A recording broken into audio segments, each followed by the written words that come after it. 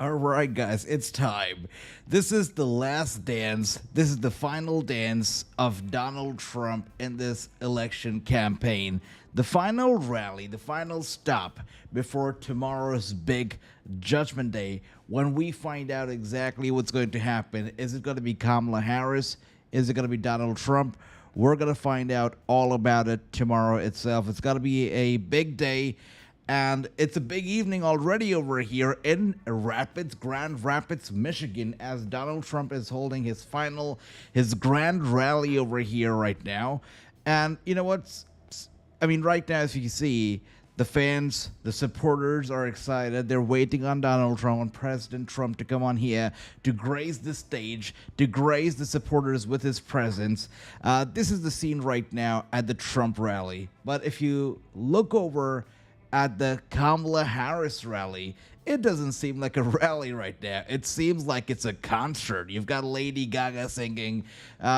There are a lot of celebrities over here at the Kamala Harris rally. This is a clear example of a machine, of an entire machine being right behind you and supporting you in every step of the way so that you win the election.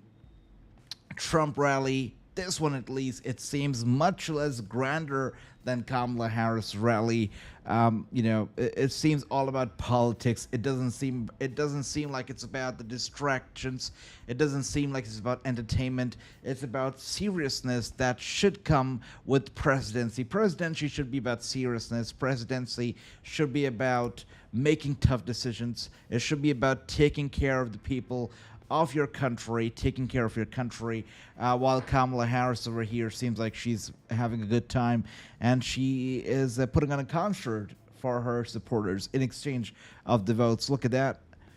The beautiful Lady Gaga over here, setting the stage for Kamala. This, I don't know about this, but I feel like, maybe I'm a little old school over here, but I feel like entertainment such as this and songs and concerts, they don't belong to political rallies, and this should not belong here in political rallies. But here we are looking at the Trump rally. We're still waiting on President Trump to come on here. As I said before, by the way, for those who are new to the channel, I see Mary is over here. Good to see you, Mary. Welcome. Hope you're doing well.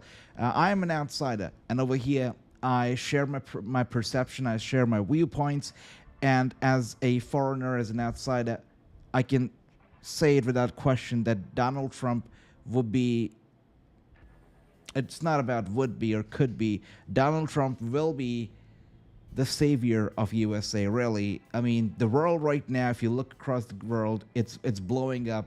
There's so much happening. There's so much stuff happening across the globe. You look at Russia, Ukraine, you look at what's happening between Iran and Israel, it doesn't seem to be ending.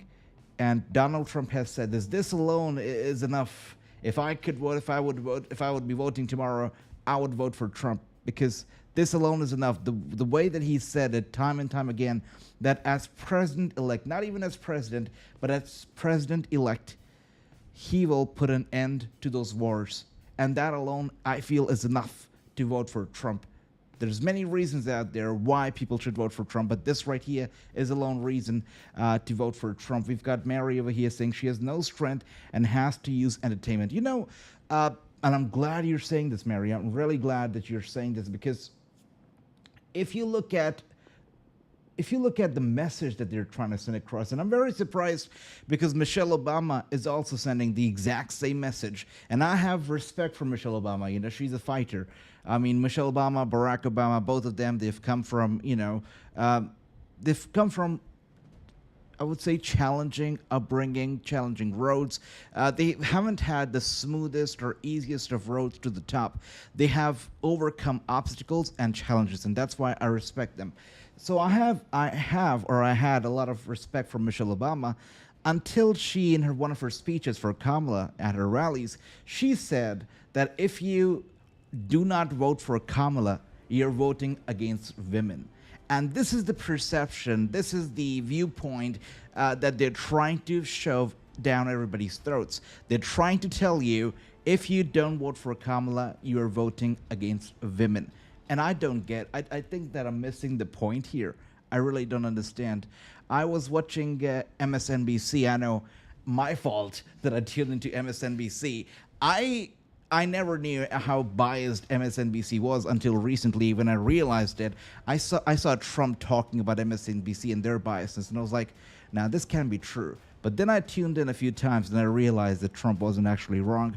But MSNBC, they were playing a video of JD Vance, where JD Vance, he called Kamala garbage, right? He indirectly called her garbage. But Tim Walz did the same, didn't they? But anyways, so JD Vance called Kamala garbage, and MSNBC, the host, played that tape of Tim Walz calling her garbage over and over again at least 3 times. And to conclude the whole segment, the host, the anchor, she said that you don't call us women garbage. When you call us garbage, and so on. And I was just sitting there flabbergasted. I was amazed that, okay, JD Vance used that term, which is a very strong word. It's a very strong term. Maybe he shouldn't have used that. Calling anybody garbage, especially the vice president, isn't the most respectful thing to do. So I feel like he maybe got carried away. I wouldn't call anybody garbage. It's a very strong word to use, especially for the currently serving vice president. But JD Vance, he called her garbage, and MSNBC played that tape over and over again and twisted it in such a way that they told the people that, look, here he is, the VP who's running for office, he's calling women garbage. But to be honest, he wasn't saying that for the women. He was saying that for the one who was running against Trump.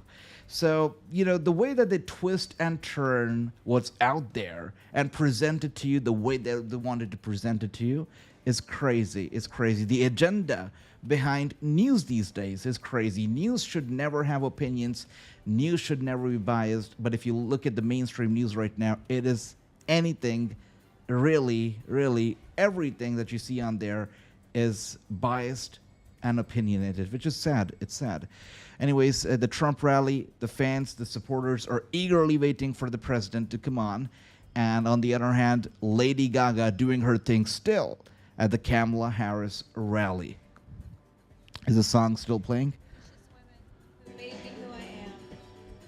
I cast my vote for someone who will be a president for all Americans.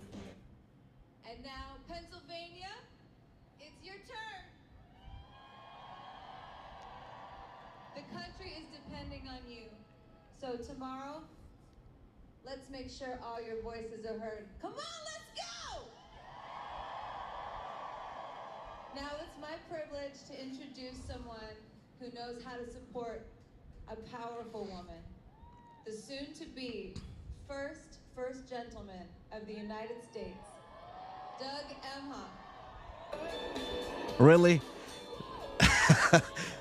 Did we really need Doug out here right now? I'm not sure about that. I'm not sure if that's a great decision. Mary says, the one thing I appreciated is that he knows business as well as that he knows how to hold intellectual communication. As an old-fashioned man, he tells it as it is. So does Harris. Let's have a pizza party. I know, right? Let's have a pizza party. But I agree with you.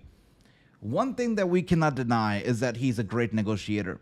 He's a great negotiator. And he's not afraid of being on camera. He's not afraid of speaking his mind. Look at how many interviews that he's done over this entire campaign, right? Lots of them. Mainstream media, you talk about podcasts, you talk about live streams on Twitch. He's been everywhere. He's been trying to reach out to voters of all ages, of all backgrounds. And that is something you can respect. No matter it's the Black Journalist Convention, no matter it's sitting down with one of the top teenager streamers right there out there on Twitch, or it's being on Joe Rogan or Logan Paul or even ABC. He's been everywhere. Look at Kamala on the other hand. Choreographed interviews. If she cannot face a heckler, if she cannot face a protester, if she cannot really go out there and face interviewers, how is she going to be holding talks and negotiating with the likes of Zelensky or Putin? How is she going to do that? That's a big question. With that laugh and that look, she brings her deep experience to every decision. Always disciplined, always focused. And Kamala also brings empathy to every challenge. And as president, she's never going to stop thinking about you and your family. Now, every night of this journey over just 15 weeks, she and I talk about the people we met and the stories they shared, their struggles and their dreams. So as you consider your vote, maybe it's that simple. My wife cares about what you're going through. She understands what's in your way, and she has concrete plans to help us keep moving forward. Now, isn't that what we want for the next 4 years? A president who respects us, a leader with a positive, inclusive vision of America where everyone belongs, everyone has a place. So before we hear from Kamala, I'm incredibly honored to introduce someone who knows something about listening to others and lifting them up. Please welcome Oprah Winfrey. Really? I mean, come on. Come on. I'm like, oh my goodness. Really, Oprah right now? I honestly have no words. Oprah, with her interview with Kamala, was the most choreographed thing you could ever see on TV. It was so choreographed. It was so painful to watch. You knew that the interview was choreographed. You knew that Kamala had the questions. It was painful. And now we've got the biggest cheerleader of them all. We've got Oprah right here. Okay. With the feel-good message. Look at that. So, Phoenix, I hear you did research before voting. I did. It was really important Yeah, to me. you're smart. You're smart, Mary. That Kamala Harris has proposed You're smart. for women's reproductive rights and education equality. They keep talking about women's reproductive rights, but nobody wants to talk about it, not even the mainstream media. They don't want to talk about how Trump is basically going to be fighting for free IVF. He will be mandating the insurance companies to pay for treatments like IVF, or he will have the government pay for it. Nobody wants to talk about it, but they keep talking about reproductive rights. I don't get it. Player for the Philadelphia Union. I know that God, He gave me the opportunity to be a leader in this platform to encourage my peers and all of you out here to stand for what's right. Go Kamala. And Sophia, you haven't voted yet, but you're getting up at what time tomorrow to go vote? 7 a.m. 7 a.m. when it's open, okay? And my family's from Puerto Rico, so voting. Puerto Rico! So voting this election just means so much to me, and I plan to become a future OBGYN, and I'm so excited to go for Kamala Harris to ensure my future patients' freedom. That's fantastic. We need more female OBGYNs. And so all of you are voting tomorrow morning, getting up early, voting tomorrow morning. Thank you for exercising your freedom of expression and your power as citizens of this country. How many first-time voters? Raise your hand, first-time voters. Beautiful to see you. Thank you all for coming here tonight and representing all the people who will be voting tomorrow. Those of you who have not voted, thank you so much. You know, on January 20th, 1961, President John F. Kennedy issued a challenge. He said, ask not what your country can do for you, ask what you can do for your country. Well, I'm here to tell you that what you can do for your country, what you can do for democracy here, and what you can do for the spirit of John Lewis and all the others who dared to walk across that bridge in Selma and fight for justice for us all. What you can do for every pregnant young woman who has died. Once again, Oprah with the feel-good message. You know, I feel like tomorrow's election, tomorrow's voting day is so crucial, and this election is so crucial because it's really gonna tell you what the American people feel. Right now, what we see on TV and what we're seeing right now at the bottom, this whole Oprah campaigning for Kamala, for over, I would say, even not even just this 1 year since Trump's been campaigning, I would say the past 4 years, the Democrats and the machine has really tried hard, and they've tried long, to portray Trump as an evil, evil maniac. That's what they've done. They have tried to portray him as the worst human being walking on this planet, And they did accomplish it for quite a bit, right? They did portray him as an evil guy. But then people started slowly waking up. They started to wake up. They started opening their eyes and they started realizing, wait a minute, all of it feels like an agenda. All of it feels like they're trying to make us into, they're trying to trick our minds into believing that Trump is a bad person. They banned him from social media. They silenced him as much as they could. They tried to, put him behind bars. They did everything that they could to stop this man. Yet this man comes back. He becomes one of the most popular presidential candidate once again, giving Kamala Harris a very, very, very, very, very, very good competition right here, even in this race, even after being portrayed as in such a negative light. He was so good, he forced the Democrats to, get Joe Biden out of the race, even though the Democrats were like, no, he's fit for office. Even like a month before Joe Biden quit, Chuck and Nancy were like, no, he's fit for office. He's fit to be president. He's no problem. The month later, of course, he does the debate. Then he drops out of the race. And now here we are. So tomorrow, if Trump wins, right, it means that America, they see beyond the smoke and mirrors. They see beyond the Taylor Swift. They see beyond the Beyonce, the Jennifer Lopez, the Oprah. They see through them, and they see what's right, and they want to make the country great again. They see a problem in the country, and they want the problem fixed, and they know who will fix the problem. So tomorrow's election is very, very crucial. It's really something, it's poetical, right? I mean, they talk about good over evil. Is good gonna prevail over evil tomorrow? We'll find out. Let's see. Why the heck hasn't Ellen shown up yet? That's right. That's absolutely correct. Yes. She sees us, and she will do her mighty best to serve all of us. I believe we can do that, and I know she can do that. Yes, she can. Sure, she can. But the question is that, what is she going to do? Is she going to do the same as Biden, or is she going to be different? Because she's been asked about it a couple times, and both the times she had different answers.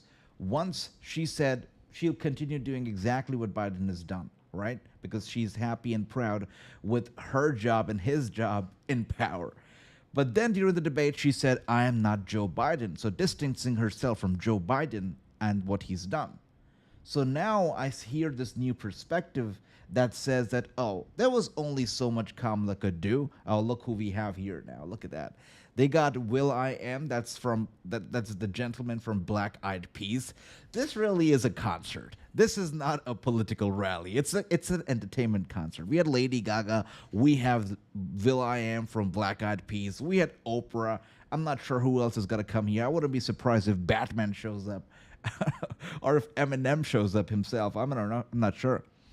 Anything can happen. This is a concert after all. Gosh. You got to be crazy. There's everybody on the stage except for the person who's running for president.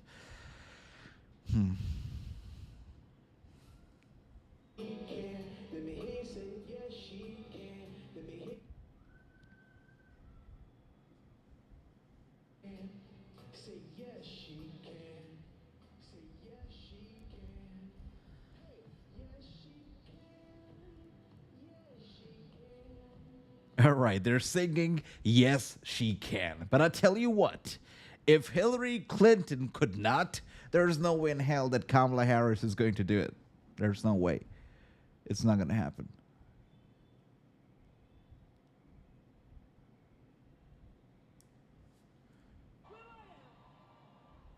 Philadelphia, welcome the next president of these United Oh, she's here. Finally, she's here. Kamala Harris! Finally. Yes, she can.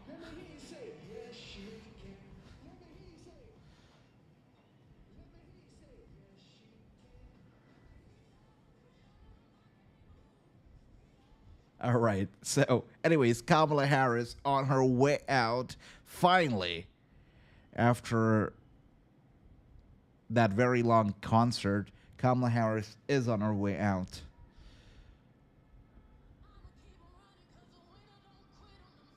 Look, and you know what? I've been told this before that, oh, you just don't want a woman in power. I've been told this in the comments before. And I've said this time and time again. I hate this argument because it all comes down to this gender card. And that's not right. If you don't support Kamala, it doesn't mean that you don't support women. I've said this time and time again that America deserves a female president. It deserves a female president. And America will have a female president one day, a great female president. But is Kamala worthy enough of that honor? Is she really worthy of being the first ever female president in history? I don't think so. But we will find out what America thinks tomorrow. And the first second gentleman of the United States, my husband. Oh, it's good to be back. It's good to be back and to be with so many incredible leaders, including Bob Casey. Let's send him back to the United States Senate. I want to thank all the outstanding artists and performers who are here tonight and sharing the gift that they have with all of us. I thank you all so very much. And to everyone here, thank you for taking time out of your busy lives to be here, for us to all be here together, showing who America is, that we are all in this together. We are all in this together. So Philadelphia, you ready to do this? Are we ready to vote? Are we ready to win? Oh, it's good to be back in the city of brotherly love,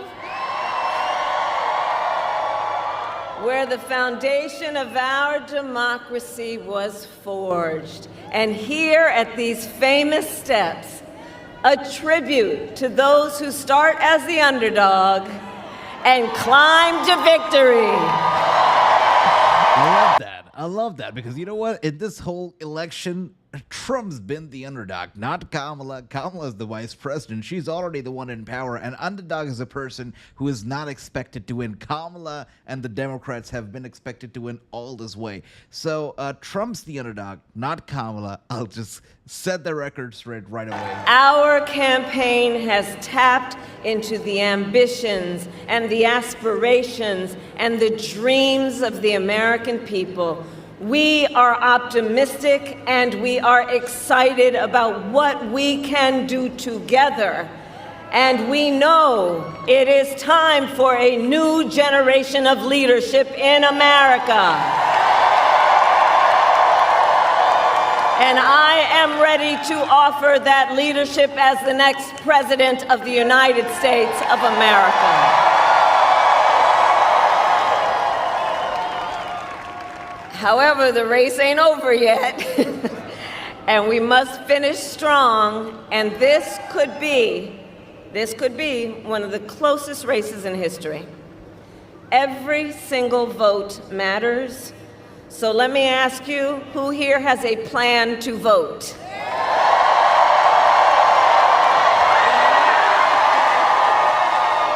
All right, well, help spread the word. Here in Pennsylvania, polls are open tomorrow morning from 7 a.m. to 8 p.m. So it seems like Trump, he might be waiting on Kamala Harris to stop her party, right? He must be waiting for her to stop her speech so he can start talking.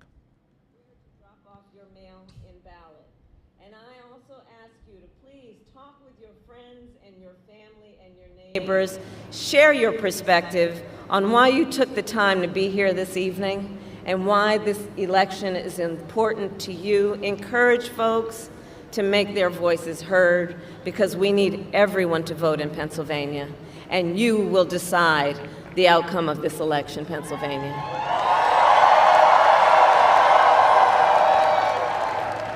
So with only a few hours left, we still have work to do. And as you've heard me say before, we like hard work. Hard work is good work. Hard work is joyful work. And make no mistake, we will win. Good to see you. Welcome. We will win. And we will win. We will win.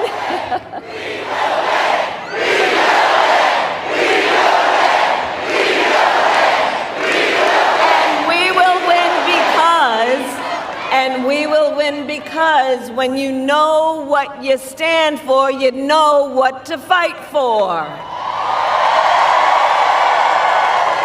And we have an opportunity in this election to finally turn the page on a decade of politics that has been driven by fear and division. We are done with that. We're done. We're exhausted with it. I'm not too sure about that. Look at the world right now, right? The world is living in fear. There's wars going on across the globe. Is this not fear of politics that we have seen under Biden and Kamala? And we are ready for a president who knows that the true measure of a leader is not based on who you beat down, but based on who you lift up. That's nice. And Pennsylvania, you know me. I'm not afraid of tough fights. For decades, as a prosecutor and the top law enforcement officer of the biggest state in this country, I won fights. I won fights against the big banks when they ripped off homeowners. I won fights against for-profit colleges that scammed veterans and students, against predators who abused women, children, and seniors, against cartels that trafficked in guns and drugs and human beings. My entire career has been driven by a singular purpose: to fight on behalf of the people. On behalf of the people. And it is my pledge to you that if you give me a chance to fight on your behalf as president, there is nothing in the world that will stand in my way. That's a very good speech. I got to give it to her. That's a very good and touching speech. And instead of stewing over an enemies list, I will spend every day on your behalf working on my to-do list. Full of priorities to improve your lives. Together, we will build an economy where we bring down the cost of living. We will ban corporate price gouging on groceries. We will make housing and childcare more affordable. We will cut taxes for workers, for middle-class families and small businesses. We will lower health care costs, including the cost of home care for seniors. Because on the issue of health care, I absolutely believe access to health care should be a right and not just a privilege of those who can afford it. Yeah, Mary, I totally agree with that. You know, it kind of icks me because there were some very important questions that she had the opportunity to answer during her campaign that she didn't answer because she wants to stick to the script. She wants to stick to whatever, the Democrats usually stick to, and she doesn't want to create any controversy. One of the questions that are really, because they talk about reproductive rights so much, there was one question that was posed by Donald Trump during their only debate, right? The only debate between Kamala and Trump, where Trump asked, fair and square, he asked Kamala, do you support abortion in the 9th month or after birth? He asked her for a fair and square. She had the platform, she had the opportunity, she had the mic in front of her to answer that question. She chose not to. And there were many instances like these where Kamala had the opportunity to answer some questions that people really need answers to. They want answers to. Never answered them. There's a question that Tim Walz, had been asked for far too long about, about the LGBTQ bill that he passed. There are many such questions that need answers to, never answered. So I wish that they were answered so people could make a better decision, but these people just chose not to answer the controversial questions. And here is my pledge to you. As president, I pledge to seek common ground and common sense solutions to the challenges you face. I am not looking to score political points. I am looking to make progress. And I pledge to listen to those who will be impacted by the decisions I make. I pledge to listen to experts. I pledge to listen to people who disagree with me. Because you see, I don't believe that people who disagree with me are the enemy. I'll give them a seat at the table. That's what real leaders do. That's what strong leaders do. Would she really? Really? And so because if I'm getting it wrong, Fox News invited her a couple of times to have a town hall with Trump. Trump attended the town hall. She never showed up for the town hall. The Black Journalist Convention, they apparently they were supposed to have both Trump as well as Kamala at the convention for a sit-down interview. She never showed up. There were many instances when she was given the opportunity to have a seat at the table with the enemy. She never showed up. So I'm not sure what she's talking about over here. I believe it is one of the highest forms of welcome. patriotism, Great to see you. of our expression, of our love for our country, to then fight for its ideals, and to fight to realize the promise of America. I have always believed in our nation's promise because I have lived it. I grew up as a child of the Civil Rights Movement. My parents would take me to the marches when I was in a stroller. And we all know, and we've read about it, at those marches, there were people from every walk of life who came together to fight for freedom and for opportunity. You know, growing up, I saw how hard my mother worked to give her daughters the same chances our country gave her. And I was blessed growing up to have family by blood and to have family by love, who instilled in me the values of community, of compassion, and faith. I've spent my life fighting for people who have been hurt and counted out, but who never stop believing that in our country, anything is possible. I have lived the promise of America. And today, I see the promise of America in everyone who is here, in all of you. We are the promise of America. We are the promise of America. I see its promise in the fathers and the mothers and the grandparents across our nation who work so hard every day for our children's future.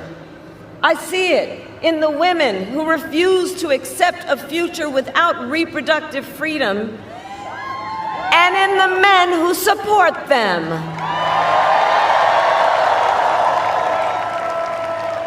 I see it in people of all ages who have not gone. That's right. That's right. Yeah, it seems like it is all repeated stuff. I feel like I heard this like 2 months ago, the same speech.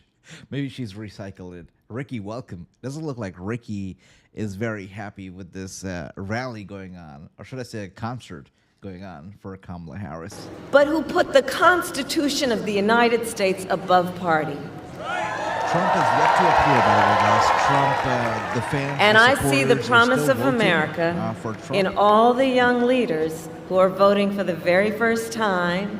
Where are you? I know you're here. I know you're here. So much, but the only difference is that she had a concert to put on, right? Featuring all these big stars such as Lady Gaga and will.i.am. But Trump doesn't have those entertainers because Trump does not need entertainers. He's here to talk about serious business. He's here to talk about voting, about election, about presidency, not to put on a concert. Simple as it is, right?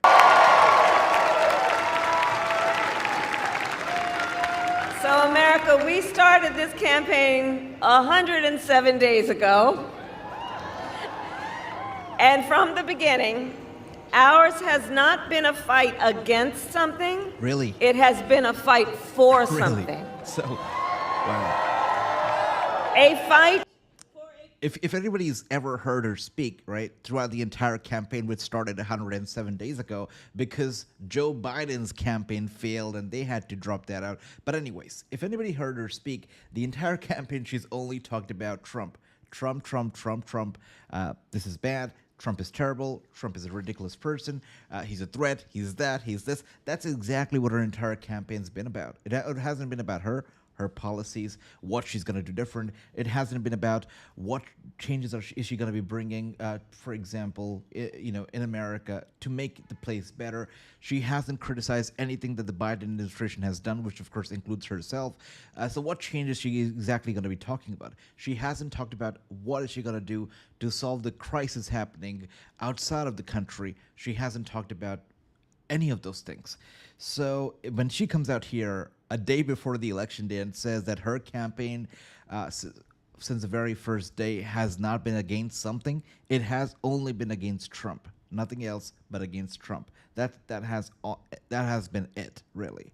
But Mary says, as she says, she will listen to others, has a lot to do with why she doesn't answer some of the questions asked, because she doesn't know the answers. I believe she needs the permission and the answer. It's true. It's true. A lot of times it has so happened, she's just ignored them, she's walked past by them, overlooked them, and she stays silent. It's funny because at her recent rallies, when you've seen her losing her cool, especially in one of the recent rallies where there was a protester, right, a heckler, a Christian heckler who said something religious, and she said, maybe you came to the wrong rally. She sends across a very, very wrong message when she said that. So definitely a lot wrong over there from other Congress due to lack of knowledge. You're right about that. Totally, Mary. That's right. Surjit having some tea over here. She didn't watch Night Raw tonight. I see that, Ricky. Yeah. She should have watched Raw instead, right? She could have learned a thing or two from Liv Morgan, that's for sure. To get this done, which means now we need to get to work and get out the vote.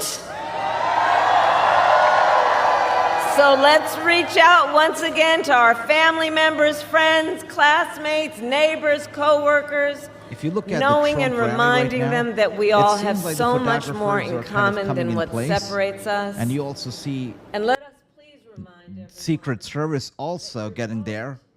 So it feels like Trump could be on his way out now. your power.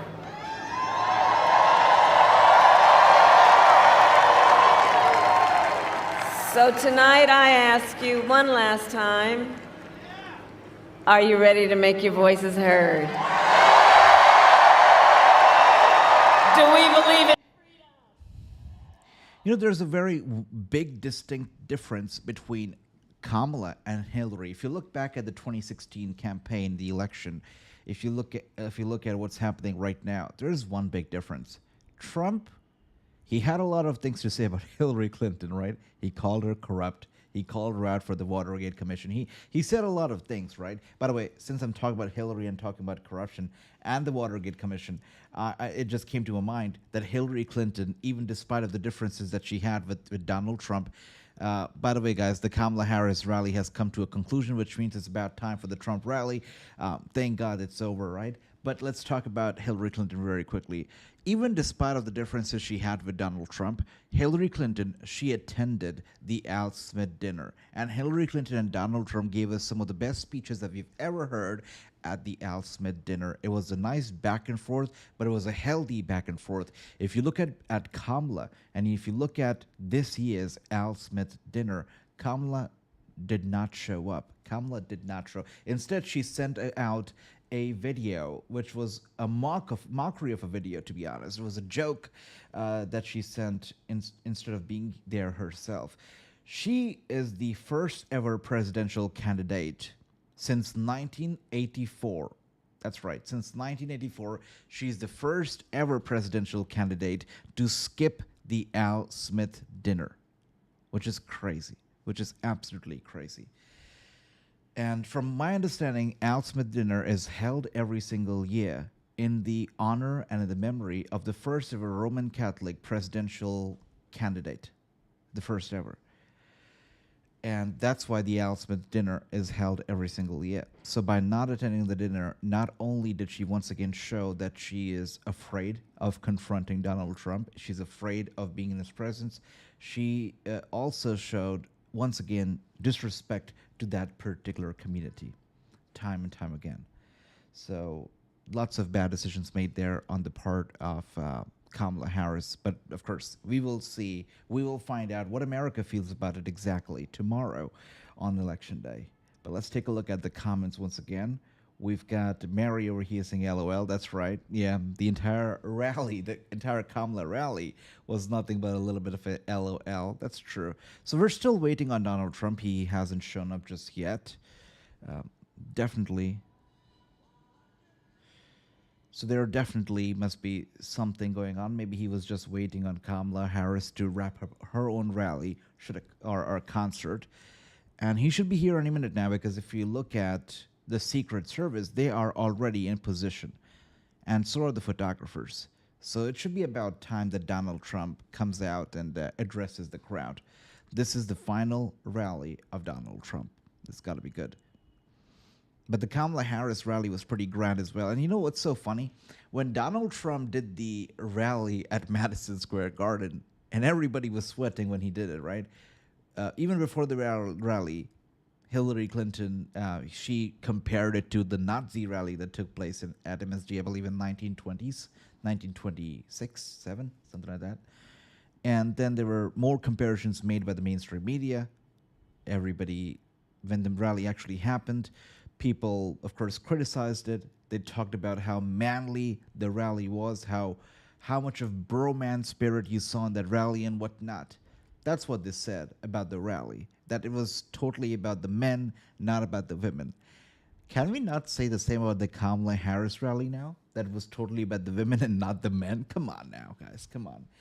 The way these guys go after Trump and not after Kamala, I mean, even if it's not Trump's fault, they go after him. What can I say about Kamala? It's insane. It's crazy. And finally, the people have started to see through it.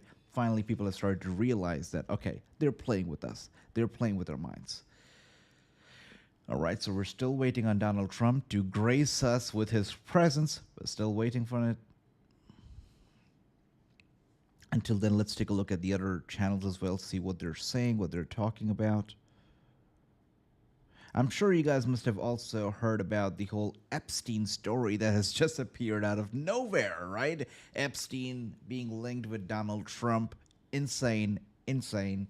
Of course, the Trump campaign did not waste any time in absolutely shooting down all those stories, all those reports, calling them absolutely fake. But the timing of it and the way that even if stories like these would ever come out for Kamala, it would just be ignored, like false stories. Like nobody would talk about it. Now, this story comes out on Donald Trump, and everybody from mainstream media to Jimmy Kimmel, even Jimmy Kimmel, right? Everybody talks about it. It's insane. It's crazy. All right, so we're still waiting. Still waiting on Trump to come on. But anyways, if you're watching this right now, guys, let me know where you are watching this stream from, where are you watching from, and who are you voting for tomorrow, if you're voting at all. Let me know.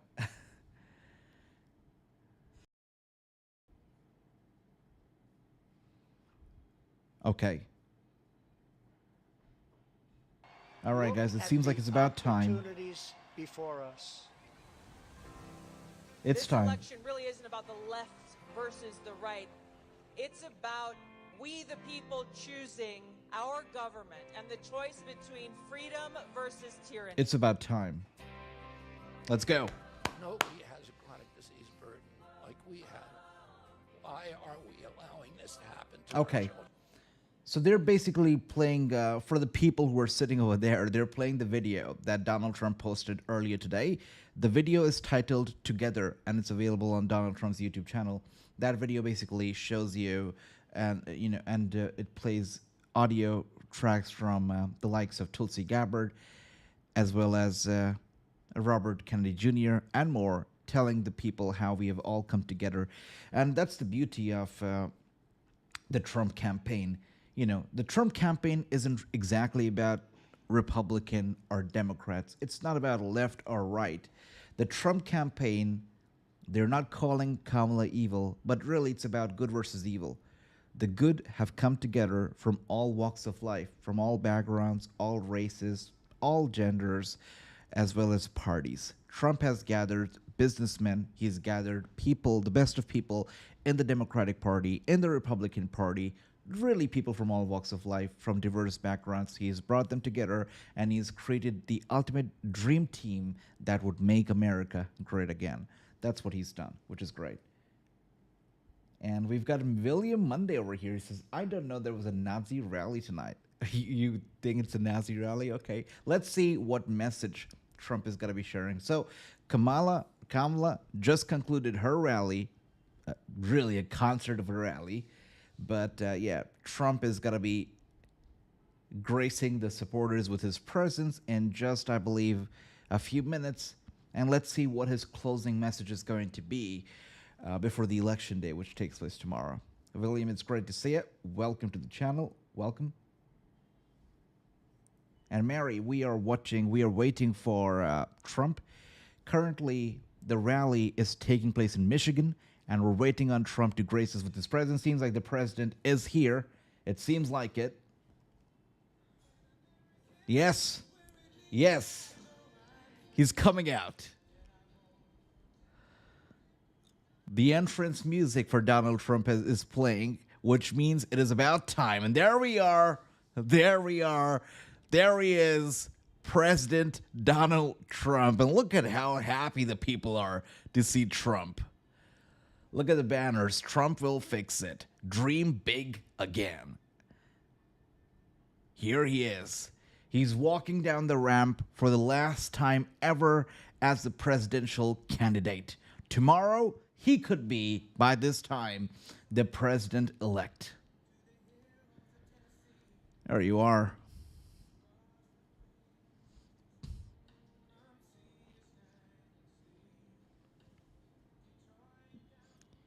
Yeah, he was definitely waiting on Kamala to wrap up her rally.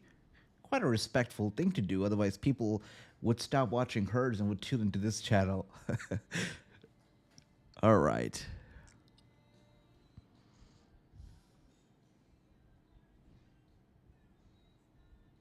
This man knows how to make an entrance.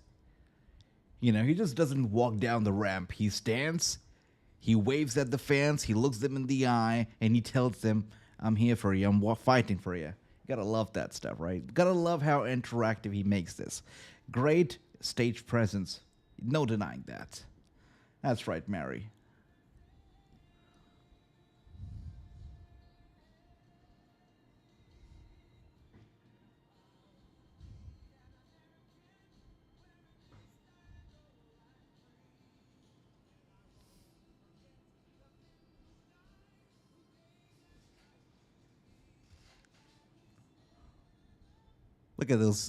Look at those guys going crazy for Trump right there.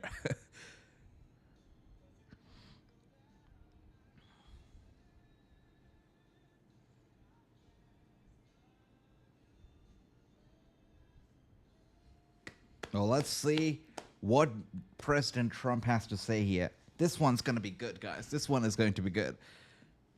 I'd love it if he actually, listened to the rally and he responds to Kamala right now. Let's see. Or he could also maybe not mention Kamala at all. You're right. I saw the name Megyn Kelly. Megyn Kelly, she endorsed Trump just hours ago. And Joe Rogan, who never endorses anybody, has also endorsed President Trump. That's right. She's amazing. Megyn Kelly also, by the way, used to be quite the opposite. But then she woke up, she realized what was going on, and now she speaks her mind, and of course she endorsed Trump. So it's a big 360. If you look at 2016, if you look at the presidential debate, the CNN presidential debate, I believe, which was the Republican debate, actually, the Republican candidates debate. It was amazing. Megyn Kelly was one of the moderators, and she was totally against Trump back then. But it's been a 360 turn, and now she's absolutely pro-Trump because she knows where the truth is. It's great. All right, now it's time for the rally. This one's gonna be good.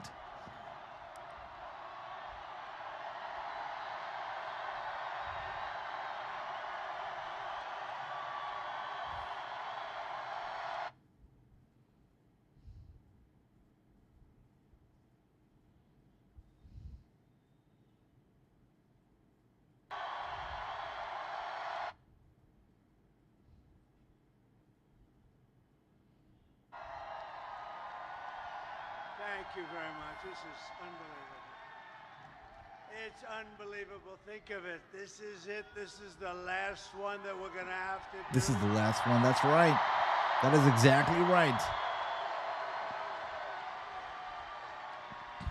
You bet. And doing 4 of these in one day is a little difficult, but not really, because the love in every one of them has been incredible, just like this. So it makes it a lot easier. And I want to say a very special hello to Grand Rapids. It's been a special place. Remember 2016? We were given a 3% chance. You remember we came to Grand Rapids, I said, how the hell are we going to lose? That's right. It was just like this. That's right. And I said, how are we going to lose? We're not going to lose. And it was a 3% chance. And then we won a little place called Florida and went to about a 7% chance. And then it went to an 11%. And then it went to 17%, you remember? And went that way, and then it went to about a 62% chance. There is no way that And they had Trump somebody in there going is totally not winning crazy. Florida. Woman, Trump is winning she Florida became a fan. She was going crazy. by a big, big, big Not on margin. our side, on the other side, she was going crazy. But we're in very good shape. I have to tell you, we're way up in terms of the vote. You know, the Republicans are never up like that.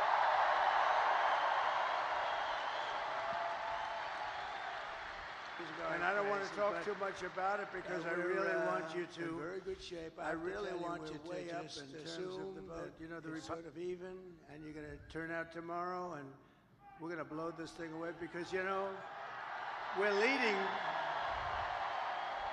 We're leading going in by hundreds of thousands of votes, but just pretend we're tied or losing by a little bit because we want to put on a display tomorrow of unity and everything. The progress that this party has made is incredible. It's very inclusive. The polls, I don't believe them for a second, because if you look at the 2016 polls, right, Trump was losing and Hillary was winning. She was sweeping, really. What a win she was having in the national polls. But when the election day happened, we all know what happened, and Trump won and he became president. So these polls, I don't believe them at all. I don't.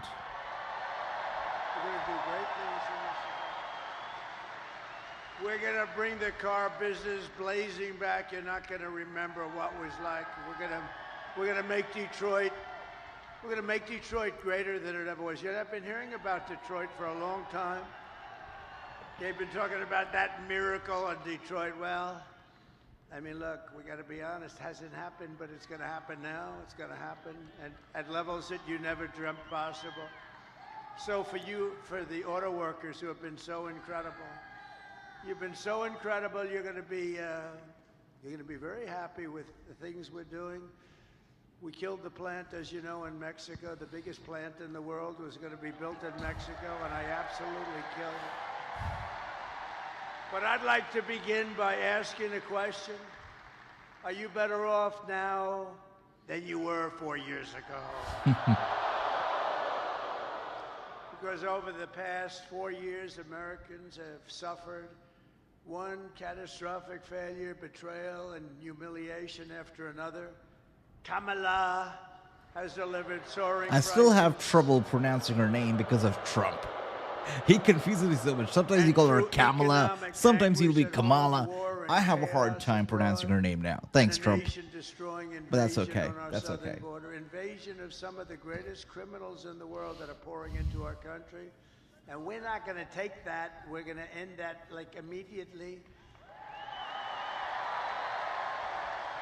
And I happen to think it's bigger than the economy, and I think, you know, every poll shows the economy and inflation and then the border and the horrible things that are going on, and I don't agree with it. I think we have to focus on all of it. We do it all one time, but It's to true. me, when you Got to focus on allow all of it. thousands of murderers into our country, to me, when you allowed the drug kingpins of the world into our, and terrorists into our country at levels that we've never seen before, to me, that's the bigger problem. We're going to solve it all, but that's the bigger problem.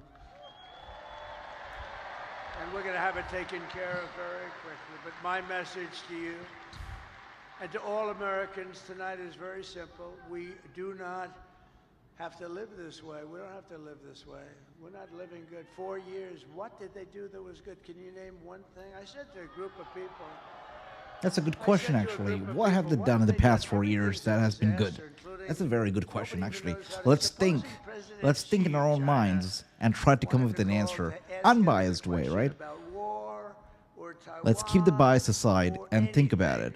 What good have they done in the past 4 years? Anything. There must be something. Let me know if you have the answer in the comments. They'll probably end up calling me. Maybe they'll call me. But, no. But who do you call? And remember, they ripped that presidency away from Joe Biden. Say what you want. We're not fans of Joe Biden. You know, I spent $150 million on him. We went through the convention. We never mentioned Kamala. Nobody knew who the hell she was. And all of a sudden, they picked Kamala, even though she was in last place. She came in number 13. They had 12 plus Kamala. She was considered the 13th. But then they wanted to be politically correct, so they picked Kamala. And they called her Harris, and nobody knew who Harris was. Like, Nobody knew who Harris was. Who's Harris? That's funny. Weird. You know, it's a very nice name, but it's a strange name because nobody knows who she is as Harris, so we have to call her Kamala. But, Gotta love that. Okay. He's like, nobody knows who Harris is, and we're gonna call her Kamala. Okay. To Joe Biden and everybody else. She was the first one out. She quit. The first one, 22 people. She left. She never made it to the great state of Iowa. Never made it. And now we're running against her. But she's been exposed. You know, she's been exposed. She's a radical left lunatic who destroyed San Francisco. But we don't have to settle for weakness and incompetence and decline and decay. That's a nice word, decay. That's what's happening. That's a nice word. You gotta love that, right? You see right there. Will question it because it's true. Did you see that? Would you vote tomorrow? The way We can Trump fix every interacts single with the problem fans and the our supporters, country right? faces Somebody and lead shouted America DK. to He the world. responded in a very New heights positive of way glory. instead of telling them, Think of that you've come to the wrong rally. statement, how So beautiful that is. level of New interaction heights is what of people glory. That's seek, what's gonna happen. and that's what people love about Donald Trump. We win the election and we're really well. Look, the ball's in our hand. All we have to do is get out the vote tomorrow. You get out the vote, they can't do anything about it. We win. That's true. It's important to vote. That's for sure. One of their top people just You got bet. on television. I was coming in and of glory. Gonna need. Think of that statement. How beautiful that is. New heights of glory. That's what's going to happen when we win the election and we're really well. Look, the ball's in our hand. All we have to do is get out the vote tomorrow. You get out the vote, they can't do anything about it. We win.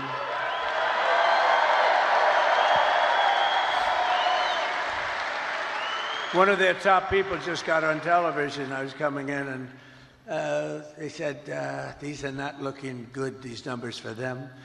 This is very troubling. At least he was honest. No, all we have to do, if we get out our people, it's over. There's nothing they can do about it. It's nice when you have that, right? You know? Yeah, I'm quite confident that this man right here is gonna win tomorrow. Words to make you feel a little guilty, we would only have you to blame. But we put ourselves in an unusual position. Never happened where we're leading by hundreds of thousands of votes in the early stage vote. That's never happened before. We've always been losing by sometimes millions of votes, and you know, you keep catching them on Tuesday, but Tuesday comes along and you make it, or you don't quite make it, you're a little short, and then they cheat, and it makes it a little tougher. Because when you have open borders, transgender everything, high taxes, very high taxes. They're campaigning on the fact that they're going to raise everybody's taxes. And you have men playing in women's sports. It's true. You said that very well, Mary. You have to cheat. Who the hell is going to approve that? You said that beautifully, right? I mean, you gotta love how he says we, us. He talks about the people. I've said this before, said again, he's not just the president. He is the people's president, and there's no denying that. He is here for the people. To have the biggest victory, you know what this will be? The single greatest victory, politically speaking, in the history of our country.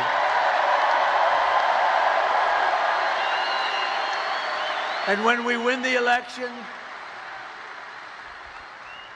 only one day from now, do you know how that sounds?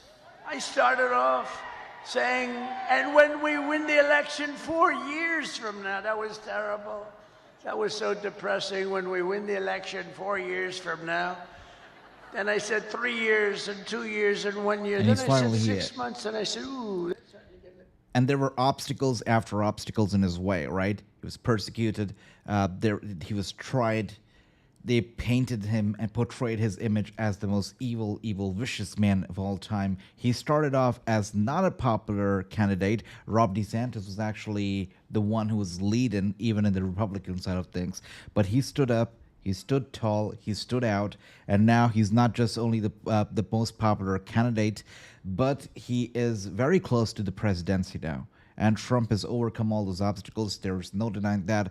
And just like he said, he said it in a very nice way. He said that this will be our greatest victory in the history of politics. And it's not just our victory, it's his victory. If he wins, he'll be the Tiger Woods of politics. There's no greater comeback in the world of politics than Donald Trump's. And if he wins tomorrow, it will most definitely be the greatest comeback in the history of global politics ever. That's for sure. And thank you, JD Richardson. Welcome to the stream. Welcome to the channel. Hope you are enjoying the final Trump rally live right now. One of these moments, I'll start giving you some beautiful things to listen to and honestly, some terrible things to listen to. Terrible. What's happened, what they've done to our country is horrible. Horrible. And by the way, don't you like a president that doesn't need to use a teleprompter? Gotta love that stuff, right? Isn't there something refreshing? Oh, yeah.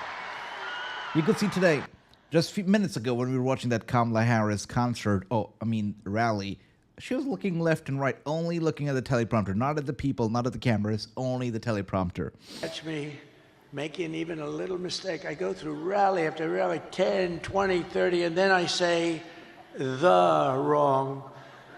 They say, he's cognitively impaired. Oh, no, yeah. we're not. Yeah. I'll let you know when that time happens. It could happen, but hopefully it's not going to be for a long time.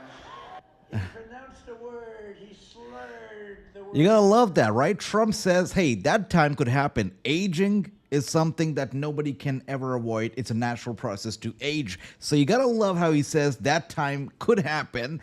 Hopefully it's not gonna happen for a long time. So you gotta respect that, right? He's not saying, oh, it's never gonna happen to me. I'm not gonna end up being like Joe Biden. He's saying it could happen, hopefully not for a long time. Nancy Pelosi, just earlier today on MSNBC, she said that his brain is deteriorating and he's unfit to be president. Nancy Pelosi is the same person who said that time and time again that Joe Biden is okay, he's got no issues, no problems, and he's totally fit to run for president again. And she's saying that Trump's brain is deteriorating. Are you kidding me? Yeah, you gotta be kidding me.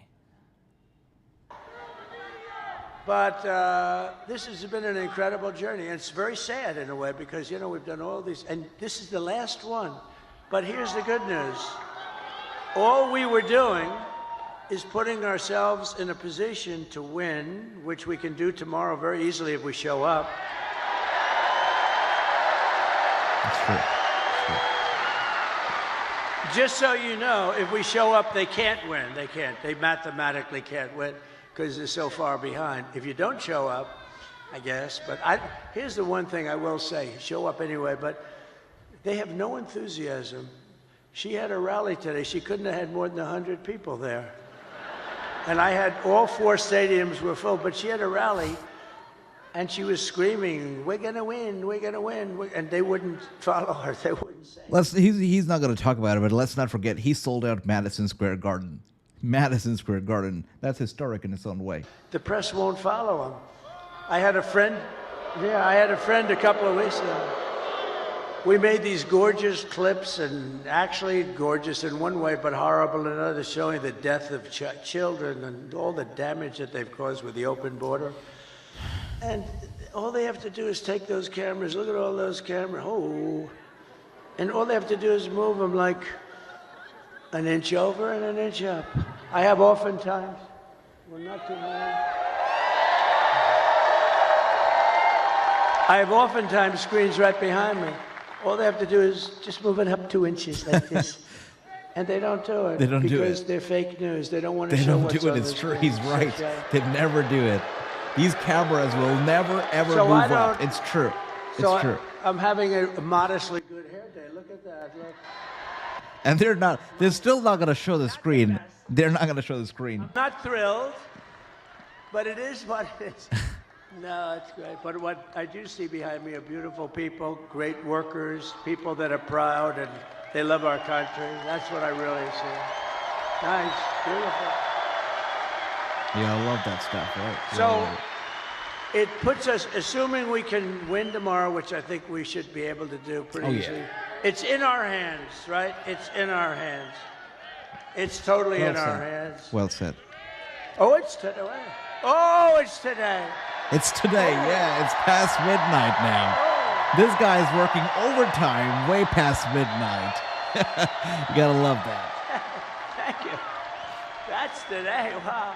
Can you imagine a crowd like this at like 1 o'clock or some ridiculous time in the morning? On a Monday/Tuesday, right? Think of that. What a compliment. And it is, sir, she had nobody at these rallies. That's a poll. Look, Mr. Wall, look at Mr. Wall over there. This guy. Acknowledging his supporters. Nobody else does it, especially in politics. Nobody else does it. Well, I came in a sanitation uniform last week, and that worked out pretty good. I'll be right back, guys. I'll be right back. Because Joe Biden, in one of his crazy moments, said that we were all garbage. But they've shut him down. They took the election away. They walked in and they said, you're not running anymore. You're out. Can you believe? They stole the election from a president. They stole the. Can you imagine that? They said, you're not, they use the word coup. I think it's worse than a coup in a sense. Because there's a little back and forth. They said, Joe, you're out. That crazy, horrible human being, Nancy Pelosi, who cheats like hell. She sold. You know what she said last night? She said, and there's another guy, the guy, how do you explain that guy? They say, well, we'll get ready to start impeaching him. Now, how bad are people like that? They're just trouble for our country. They're bad, sick people. They took 2 impeachments and they wasted all that time and money and energy when we should be focusing on making America great again. They're horrible people. I mean, Nancy Pelosi started with nothing. She's worth $200 million. She had a big position in Visa, and she sold it. And the day after she sold it, the Justice Department announced that they were under this massive investigation. You're a stock guy, right? They're under a massive investigation. So I don't know what happened, but I don't imagine the stock went up. History would tell you the stock went down. Did it go down a lot? It went down a lot. So they have this big position. She sells her stock. Hours after she sells her stock, they announce that Visa's under massive investigation. The stock goes tumbling down. She's a crooked person. She's a bad person. Evil. She's an evil, sick, crazy. Oh, no. It starts with a B, but I won't say it. Oh my God. I want to say it. Oh my God.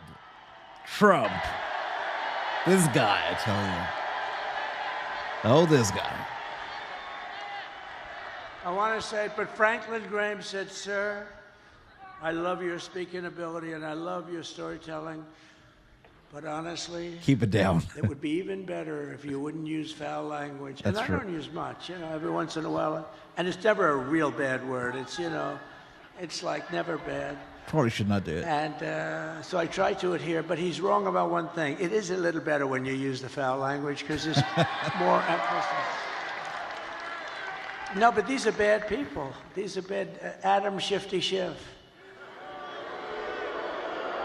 I call him pencil neck. He's got the smallest neck I've ever seen. He's got about a 4.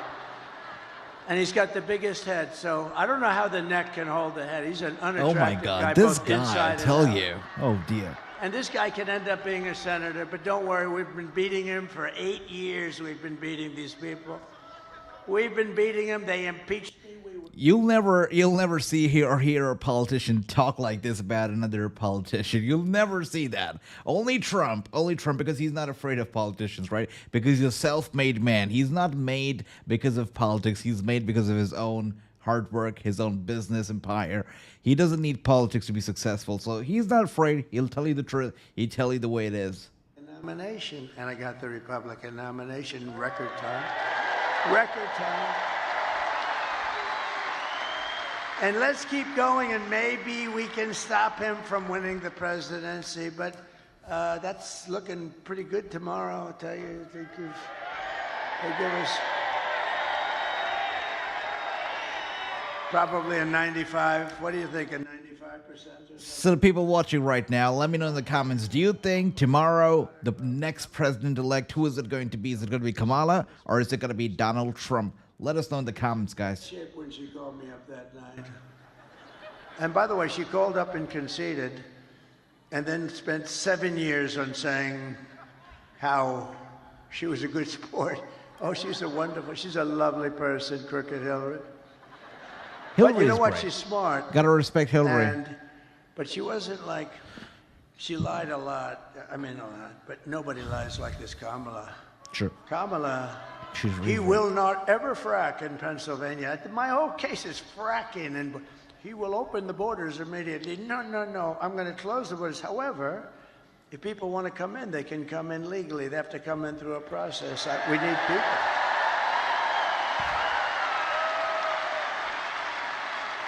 Kamala is, this is known. She's a very low IQ person.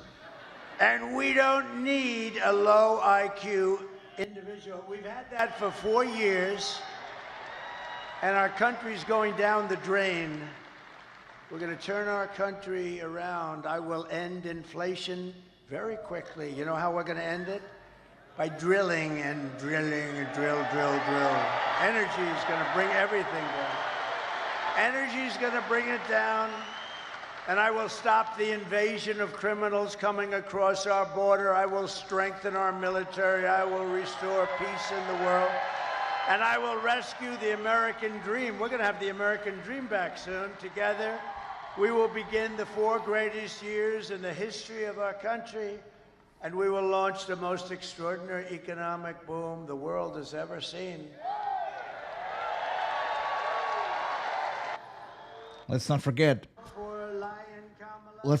post-pandemic, when the world was crumbling down in terms of the economy, it was America under the Trump administration that was booming, that went up very quickly. It saw the biggest jump in the economy, and it was under Trump's administration. He doesn't get enough credit for it. So when he says that he's going to fix the economy, I do believe so. Abuse, abnormal abuse. And I heard somebody said the wall. I built 571 miles of wall, which is much more than I said I was going to build. And, it really worked. Walls work. 2 things work. What are the 2 things? Walls and wheel. They're the only 2 things that never get obsolete, right? Walls and wheels. A wall and a wheel. It's always going to be around. Other things, they have the beautiful computers.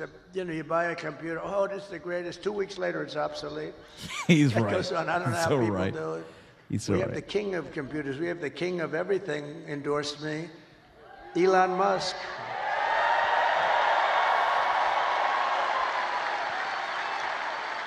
And he brought that rocket ship down 2 weeks ago. I never said 22 stories. It's like monster. You don't know, is it big or small? It's a monster, 22 stories.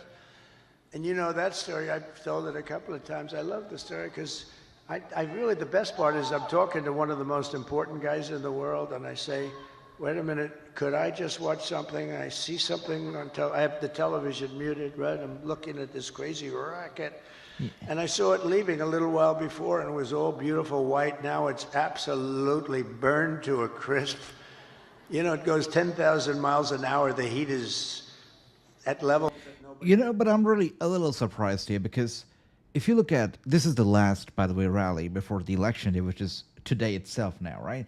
But I'm a little surprised because if you look at Kamala Harris's final rally, which took place just minutes ago, it was loaded with celebrities. We had Lady Gaga playing the piano, singing, right, playing the keyboard. We had will.i.am from Black Eyed Peas. We had several singers and celebrities, and Oprah with the hype and everything, right? But if you look at Trump's rally, it's just him. It's him, right? He's talking to the people. He's talking about what he's going to be doing, why you should vote for him. He's talking about the promises that he's making with the economy, with the immigration system, healthcare, and all that stuff. So I wonder, where is this difference in strategy coming from? What is the game idea of Trump? Is his game just to sit down or get on stage and talk to the people man to man, heart to heart? Is that his game plan? Whereas Kamala was all about the glamour, the glitz, the entertainment? I wonder. Because this is obviously a lot more subtle, a lot more modest of a rally, while Kamala's was a concert. Very different strategies heading into the election day. Very different. Part of the bottom is going to just rip that. If Trump was holding a rally as grand as Kamala did, the media would be criticizing Trump, saying that he's already celebrating his victory, and if he loses, he's not going to accept the election result. But if Kamala holds a concert a day before the election day, it's all right. Interesting. Close my eyes. All of a sudden, wow, you have this massive flame coming out of the left-hand side of the bottom. It was this big jet engine. It pushes it away, and it's coming down. Well said, Mary. Well said. Plate, and then those arms grab it like you grab your baby, just like you grab your little.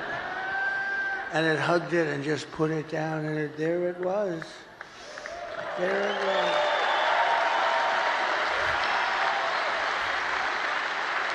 And I called Elon. I said, "Was that you?" He said, "Yes."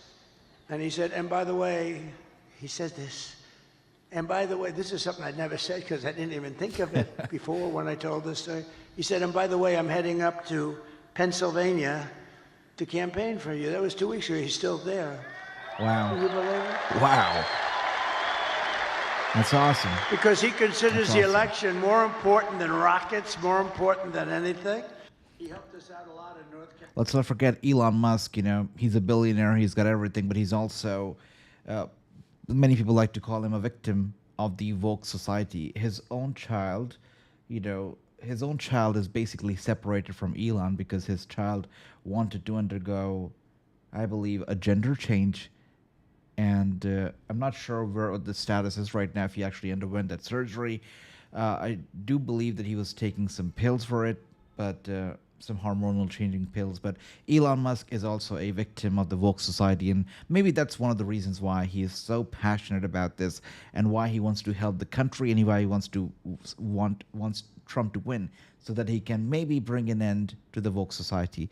Maybe that's the reason why Elon is fully aboard and he wants Trump to win, because it's his own family that was affected by it.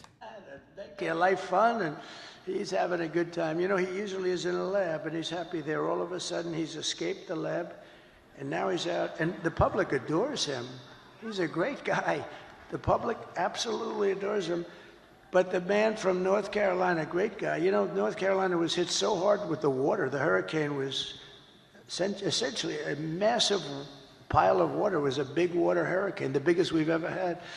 And they were so flooded, areas that had never virtually seen water would turn out to be lakes. They ripped houses, trees, everything was ripped down by the power of the tides that were going back and forth. It was terrible. And this man said, if you could ask him for help with Starlink, we cannot get it. It's very hard to get. And I called Elon, and he got it immediately for them. He got it so much that he had it there immediately, so much that they couldn't even believe it. He said, this has saved a lot of lives. They had no communication in North Carolina, which, by the way, we're leading. In fact, somebody said they picked up stakes. There's no more ads. There's no more. That's usually a good sign. That's usually a sign that they're not going to win. But one of the reasons they're not going to win is because FEMA did such a bad job. So FEMA, we had a great FEMA. We did good. But they spent most of their money, as you know, on illegal migrants coming in. They spent so much money that they didn't have the money to take care of the people from North Carolina. But we will be there on January 20th, because on January 20th, that's when you assume it. But they pulled up stakes. Historically, when you pull up stakes and stop advertising and leave, historically, you're in pretty good shape in this state. Is that correct politically? Speaking of history, let's also not forget, anytime any presidential candidate, which has never happened since 1984, but anytime a presidential candidate has skipped the Al Smith dinner, they have lost the election. The last presidential candidate to skip that dinner in 1984 also lost the election ultimately.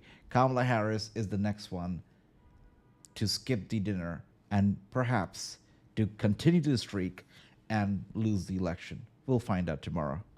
Doug, when you pull up stakes and you stop advertising, doesn't that generally mean that it's over, right? It's over.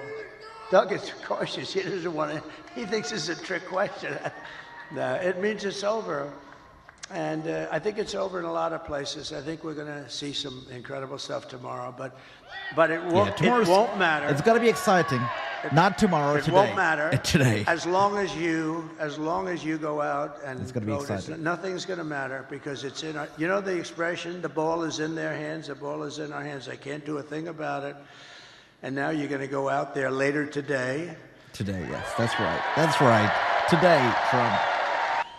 By the way, guys, if you're new to the channel, make sure to hit the subscribe button, hit the like button, because I'm going to be here all day. That's right. The entire 24 hours, I will be live. We will be watching and keeping a very close eye on all that's happening with the elections. We'll be updating you with the live voting poll numbers, and we'll be talking about it the entire day. So make sure you hit the subscribe button, because today is going to be a big day in America. And by the end of the day, we're going to find out who the next president-elect is going to be. It's going to be a great day, guys. So make sure you hit the subscribe button. And it's going to destroy Michigan, destroy it, destroy Detroit. Everyone's going to move out. And I heard about it through a friend of mine that builds plants. That's what he does. He builds plants. He builds them better than anybody. John, let's just call him John. And he was sitting there, and I was at the Economic Club of Detroit a couple of weeks ago. But I told John a year ago, I want to see a plant. And he said, well, I'll have to take you to Mexico. I said, I don't want to see a plant. I want to see a plant here. I want a big one. He said, we don't really do too many big ones in the United States anymore. I said, what is that all about, Mexico? He said, well, China's building some of the biggest plants anywhere in the world. They're building them in Mexico. And I said, well, I'm not happy about that. I don't want to see the damn plant in Mexico. It wouldn't look right if I'm in Mexico looking at plants. Do we agree, sir? It wouldn't look right. And so he said, all right, look, I say, forget it. Then I thought about it, and I was making the speech in Detroit, and I said, a couple of weeks before, I said, if they want to build a plant in Mexico owned by China so that they can save all of the costs associated with bringing their cars and all of the things, I'm going to put 100% tariff on every single car coming out of that plant. That's and if smart. That's not enough, I'll make it 200, That's smart. 500, 800, I don't give a damn what it is. That's something a businessman would do, and only a businessman. Made that plant that ever crosses that border, which is right next to him. Anyway, so I see John in the audience, and I gave them that notice a little before, and it was public.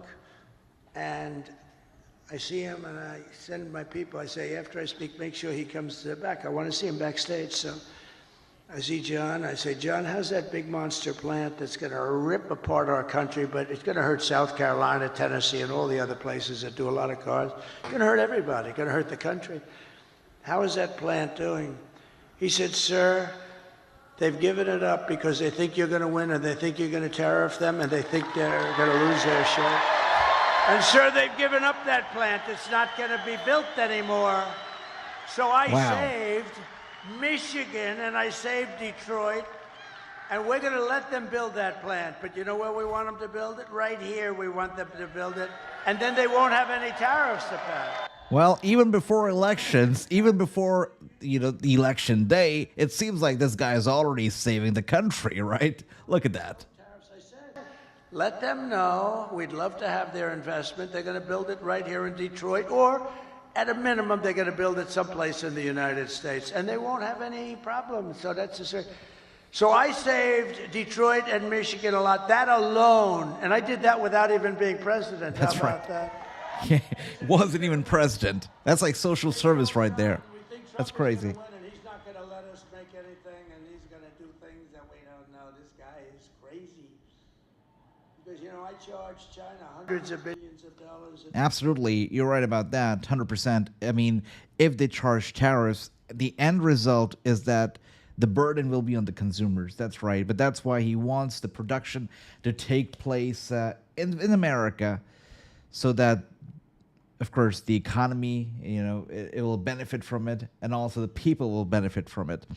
But of course, the end result is the customer, the consumer all the time, because no matter what tariff you charge, no matter what you do, the companies will take the money from the consumer. You said that perfectly, right?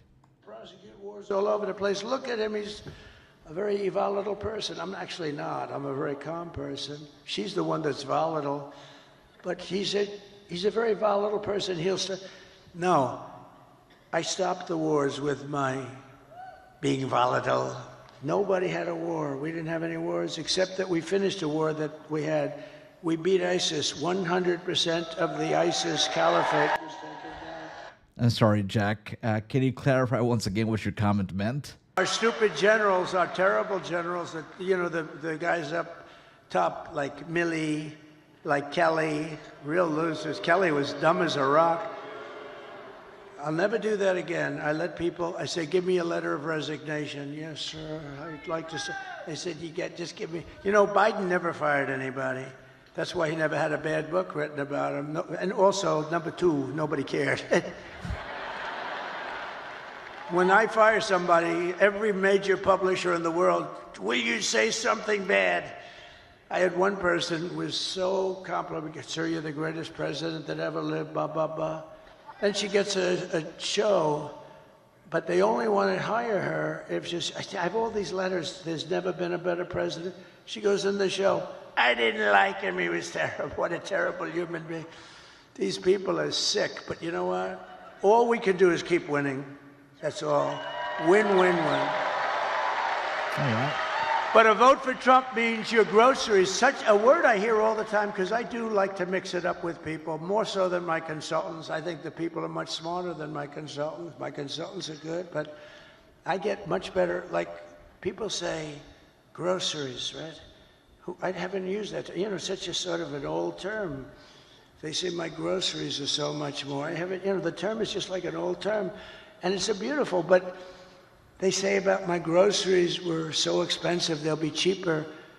Your paychecks will be higher. Your streets will be safer and cleaner. Your communities will be richer. And your future as an American will be much better than it ever has been when I get in. Because this will be the golden age of America. And that's what I'm calling it. I'm telling the press. I hope you put it in. Isn't that a beautiful phrase? The golden age. I like to brand things, like I brand Pocahontas, and I do a lot of branding. I'm one of the Pocahontas. Oh, dear. A lot of them were Republicans, but they're all now friends of mine, so I can't talk. Some of my greatest branding was on the... By the way, Nancy Pelosi yesterday said that this man's brain was deteriorating. It is past 1 a.m. right now. Past 1 a.m.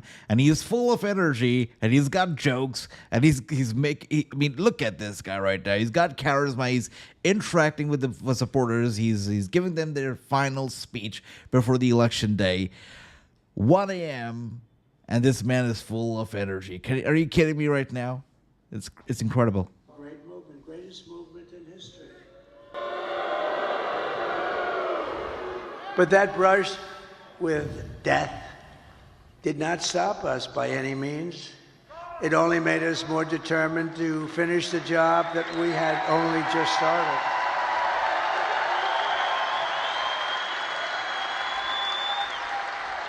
That was not a pleasant day, I will tell you. That was not a pleasant day.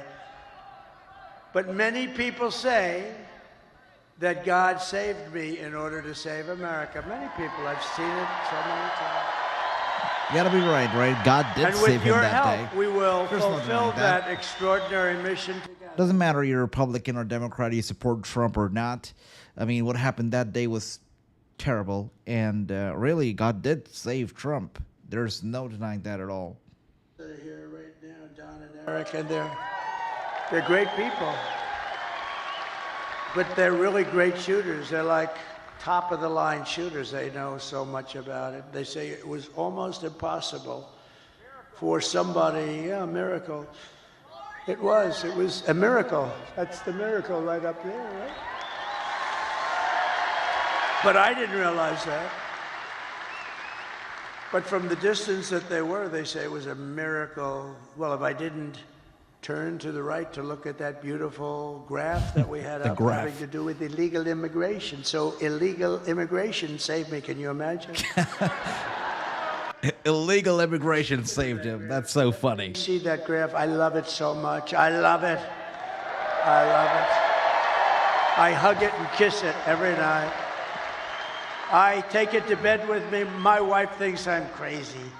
I bring it to bed with me. Look, if I don't put that up, and it's never there, it's always there or there, but usually it's on the left. So if I look to the left, I'm gone. If I looked over there, but it's like something happened. Something happened. Something up there happened. No, but think of it. So I said, just like I did right now. The shooter's right there, right exactly 90 degrees. That crazy guy, right there. And I said, let me see the graph. Insane. What the hell was that? Yeah. But if I didn't turn, it goes a little, it's not good. You don't want to see that. So it was a miracle or a gift from God, maybe. Sure. Amazing. And when Don and Eric, who are really great shooters, they heard that, and then they heard the gun, they know exactly the gun, the AR-15. It's supposed to be very accurate and all that stuff. And this guy wasn't, he was at the range all the time shooting. He was supposed to be a good shooter. They said a bad shooter would hit it almost every time, a bad shooter. Don said it's the equivalent of sinking a 1-foot putt. That he put it in golf terms. I said, that's not good. Because for those that don't play golf, it's almost impossible to miss a 1-foot putt. And so it's amazing. So they were shaken up. They couldn't believe it. They actually said God did that because they didn't believe that they could. Now, it wasn't a miss. I mean, it wasn't, it ripped the hell out of it, but I consider that a miss. God bless. Yeah. It ripped it up pretty good, and it was a very bloody mess. And the doctor, who was great in Butler, he said, sir, I want you to go with me to buy a lottery ticket because I've seen this. I've been doing this for 35 years, sir, and I've never seen anything like it. I've never seen anyone come out of it with that gun from that range. I said, he said, I want to buy a lottery ticket with you tonight. And I said, well, doctor, let's not do that. Let's see if we can get this sucker stop bleeding. But he told me the ear is the bloodiest part. You get hit in the ear, something to do with cartilage. It's so they thought I was hit all over. I said I wasn't hit all over because I was down, and I wasn't hit all over. I said I was hit in the ear. Now get me up, get me up. They said, sir, and they're touching all over this place because it was so bloody. They said, sir, you've been hitting other. I said, I'm telling you. You know, it's funny when I was.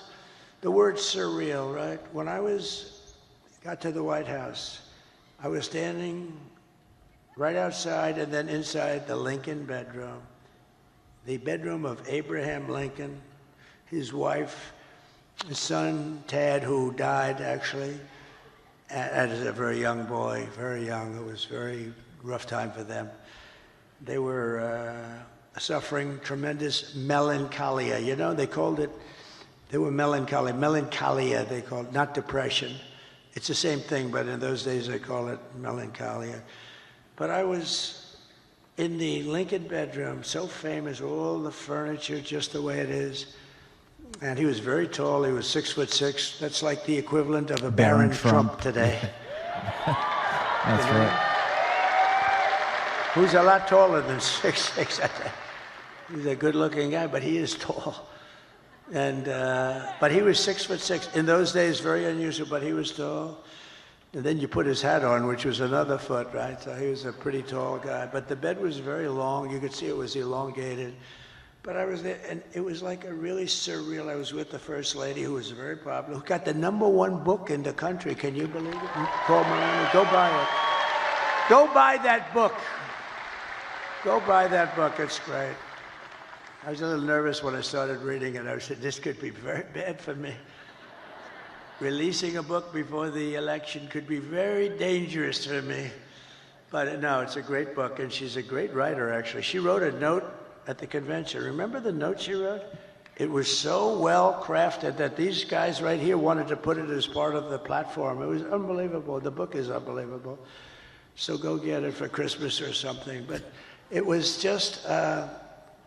when I was in the Lincoln bedroom, it was a surreal experience. It was like an outer body, they call it, experience. This guy's got great respect for Lincoln, without a doubt. Like it was something unbelievable. I said, can you believe this is where we are? And I was not a Washington person. I was only there 17 times, according to the fake news. But I think it's right. I was only there 17 times in my entire life. I wasn't... and I was a New York guy, now I'm very much a Washington guy. I know the good ones, the bad ones, people. I know the dumb ones, the smart ones. I know a lot about the people. I didn't know anything about the people. I had to rely, and we did great. We had mostly great, the trade people, the war people. We had a lot of great people. But when I was on the ground, there was no surreal experience. I knew I was shot in the ear. And I was telling Secret Service, and let me tell you, they were damn brave. I went down fast because, I looked, there was blood all over my hand. I said, this is not the normal situation. Oh, yeah. It's either the largest mosquito in history or I got hit by a bullet. And I followed my hand down, and I think people were also shouting, get down, I think it was. But I went down, and I'm telling you, I had, I guess 7 Secret Service agents follow me. They were very brave. I'm telling you, those bullets were flying over our head. And, you can't forget that. Can't forget that. Those bullets, and I heard those bullets going. I said to somebody, how fast were they going? They gave me some mathematical number. I said, no, I want to know in miles per hour. And I think it was 3,200 miles per hour. You have to think of that. A car, you're going fast at 70 or 80. These are 3,000 something. And those suckers were going over my head. There were 8 of them. Total, it was a total of 8 shots fired. Insane. And then it was a shot by a Secret Service sniper. One single shot. Amazing, 1 bullet he used. But I think we also had help from one of the police snipers. He hit the stock of the gun or something, and we appreciate that very much. But it was amazing. But when I was down there, I was totally aware. I said, no, get me up, get me up. because I was speaking in front of a massive, you couldn't even see the end of it. Now, when we had the celebration honoring Corey, the firefighter, great guy, when we had that celebration, we had 101,000 people.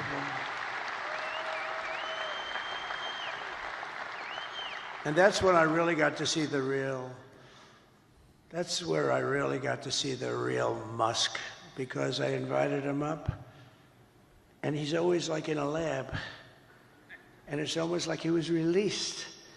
And I said, you have to come up here, Elon, just come up. And he looked out, and he was so happy. I think he loves people. And he started doing jumping jacks and stuff behind me, right? He was so happy. Elon was jumping, yeah, I think he's going to run for office against me. I'm very concerned. No, he can't. He can't. He's not. No, he's great. Elon's born in Elon's born in Africa, so he can't. Yeah. But when I was down, there was no feeling like I had in the White House. I mean, I totally was aware of everything. But had I not made that turn, I wouldn't be with you tonight, and that would have been bad. And I hope that's right. I hope that's right. I hope that God did put me here to really save this country. Because this country's in big People trouble. love him. That's for certain. You cannot deny the fact that people love him. Look at the ovation that he's getting right now. They love him. He deserves the love as well. I hope so. Yep. To every person and every citizen across this land, I am asking for the honor of your vote. I don't want your money. Most people want your money. I don't want any money. All I want you to do is go out today. And vote. Sounds a little strange. Go out today. Meaning go out in a few hours, okay? This guy's complicated because it sounds so much better when you say tomorrow when it's night, but that's okay. I want to be exactly accurate for them. But go out today and vote. The one thing you got to love about Trump is how he listens to the people, right? He listens to his supporters. Like the guy over there, he corrects him. He says, it's not tomorrow, it's today. Then when he says today, the guy says, no, it's not today, it's in a few hours. And he's like, okay, go in a few hours. And he acknowledges the guy. So no other president or no other politician ever does that or ever would do that. They would just ignore, a heckler or a supporter. But this guy, he listens, he acknowledges. It's great. Only Trump would do something like that. The corrupt system in Washington. Because I'm not running against Kamala. I'm running against an evil Democrat system. These are evil people. I wasn't running against Biden either. He was stuck in a basement. I didn't even run against him. I mean, no, we're running against a very evil system. And we have to defeat that system. And America's future will be an absolutely incredible one. As we stand on the brink of rescuing our country, I want to take a moment to thank the millions of hardworking men and women who are the heart and soul of this, the greatest movement of all time.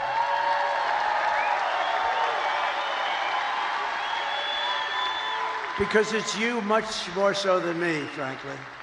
You're incredible people. You built this country, and you're going to save this country, but you're incredible people. You're really incredible people. And as I said in the very beginning, this isn't my campaign. This is your campaign. This is a great campaign that's now it's 9 years, and we've been fighting side by side every step of the way. We've been together. That's why it's not even hard. People say to me, like very successful people, how do you stand up and talk in front of these people? And it's sort of easy because they're love. It's love in these rooms. You can tell. I just the left love is there. Pittsburgh, you can tell. Pennsylvania. It's out there. Fly up here, and the love was And Mary says, I'm in the state of Kentucky. All right, love Kentucky. And our voting hours are 6 a.m. to 6 p.m. That's amazing. Well, Mary, I hope and I know that you will definitely use your right to vote and you will vote for the right person. Amazing, Mary. Amazing. But you've given your time, your money, and your whole heart for this cause, and your support means more than anything you can even understand. It's amazing. I love you all. You're very special. This is my last my last rally, can you believe it? The rallies, Amazing. these big, beautiful rallies, there's never been anything like it. And there never will be anything like it. And it just happened. It caught on. And I think it caught on because our country's in trouble. And, you know, I happened to be a messenger that was able to tell you what you do, because most people understand it. Most people with common sense, we're the party of common sense, they understand it. That's true. But this It's is amazing. all you need to know. I mean, Amazing. Joe and Kamala broke it, and I will fix it. I'll fix it fast. That's right. You know what is amazing about this right now is the fact that this man came out all by himself, no celebrities, no singers, no Beyonce, none of that stuff, not even Elon Musk. He brought nobody out with him tonight. He came out all by himself and he was talking to the people. And this was not just him talking, was the people talking with him. This rally, he was surrounded by people on all sides, his supporters on all sides. He was acknowledging them, he was playing with them, he was laughing with them. The people were laughing, they were joining in, they were sharing their views, he was listening to them. This speech of his was over an hour long. If you look at Kamala and her concert of a rally, that concert was long with many songs, and her speech was shorter than even a single Lady Gaga song that was played tonight. Just a comparison right there, just a comparison between the two. Doubt. Then moved in last year, first time ever. That's never happened before. You're going to say, Kamala, you're horrible at your job. You don't know what you're doing. You're a low IQ individual. We want smart people. We want cunning people. We're dealing with the smartest people in the world. We don't want you negotiating nuclear deals because you don't know what the word nuclear means. Kamala, you're fired. Get the hell out of here. Let's go. You're fired. Get the hell out of here. You want to ruin our country. If we win Michigan, we win the whole thing. The whole thing. Over the past 4 years, There's no way Kamala he's has not winning Michigan. orchestrated the There's no most way. egregious There's no way. betrayal that any leader in American history has ever inflicted on our people. She was given the Yeah, absolutely, Mary. Get some much needed sleep. And I really appreciate you, joining us for this live stream. Thank you so much for being here. I hope that you have a great night, and definitely use your right to vote. And good luck for tomorrow. I hope to catch you soon as well. Make sure to subscribe to the channel, and I'll be looking out for your comments. Thank you once again, Mary. You take care, and yeah, good night. Thanks. history and the best president on the border by a factor of 10. And I said to them, does that mean I'm better than Abraham Lincoln and George? Well, yes, sir, you're better than both of them.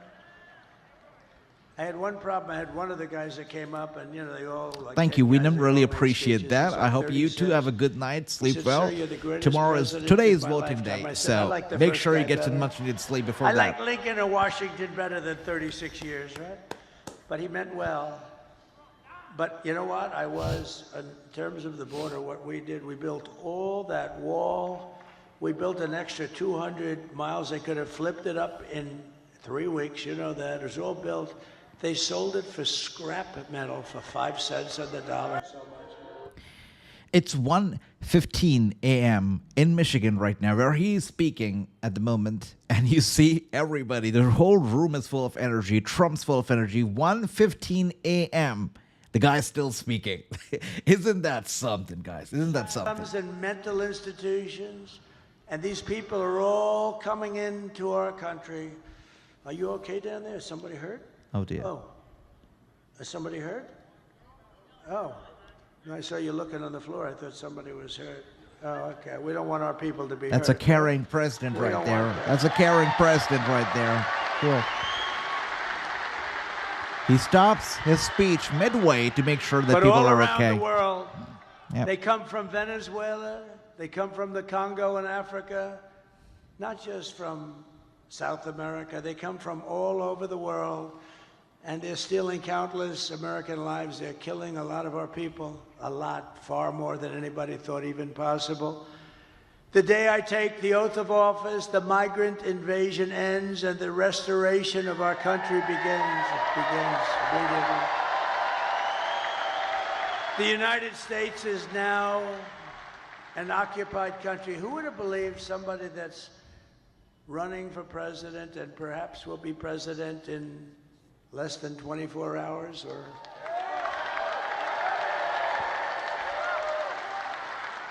maybe it will take these machines that we pay so much for 2 weeks. Can you believe it?